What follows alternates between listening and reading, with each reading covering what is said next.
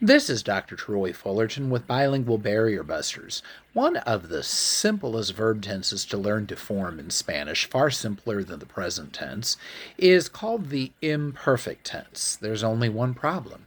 We don't have an imperfect tense in English. It doesn't exist. The imperfect tense is one of the past tenses in Spanish, and it's used to set the backdrop, to tell what was going on, like what the date was, what time it was, what day it was, what was happening, what was going on, when something else occurred in the past. It paints the narrative about what was in progress at the time, maybe what the weather was like, or what other people were doing. It talks about how people were feeling, maybe how they were dressed. But all I'm doing is I'm simply giving the details about things that were in progress in the past. But I'm not telling you that it ever started or that it ever stopped. I'm just saying it that's the way things were. Now, in English, because we don't have an imperfect tense, a lot of times we'll simply use the simple past tense and let people's common sense determine whether we're talking about a one off event that occurred or something that was repetitive, habitual, in progress at the time. That would be something that would be expressed by the imperfect tense in Spanish. So let me give you an example. If I say, I attended that church last Sunday, I'm telling you of a one-off event. I can tell you, if I have good enough of a memory, what clothes I had on, what hymns were sung, what the sermon was about. But if I say, I went to that church a lot when I was a kid, well, now I can't give you that information because I'm not talking about a one-off event. Let's say that I say, I ate at that restaurant last Tuesday. Now that's a one-off event.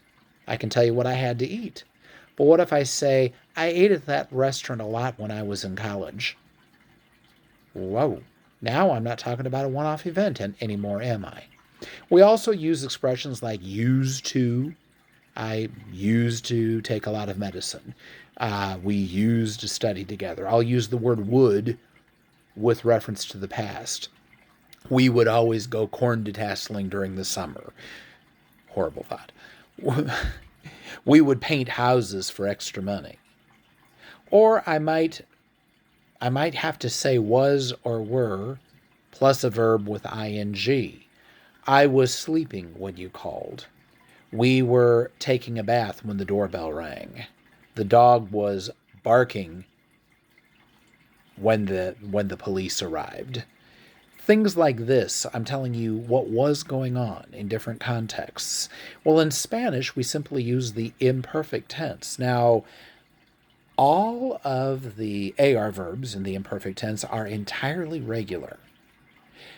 I take the AR off of the end of the verb. I don't make any stem changes. I don't make any irregularities. All of them, I simply take the AR off and I add these endings. Aba, abas, aba, habamos, haban. There's an accent on the first day of the nosotros form. For nearly all ER and IR verbs, again, no stem changes, no irregularities. I simply take off the ER or the IR and I add ia, ias, ia, iamos, ian. There's an accent on all of them. There are only three irregular verbs in the imperfect tense. The verb ser, one of our ways to say to be. In order to say was or were or used to be, I'll say, instead for ser, I'll say era, eras, era, éramos, eran.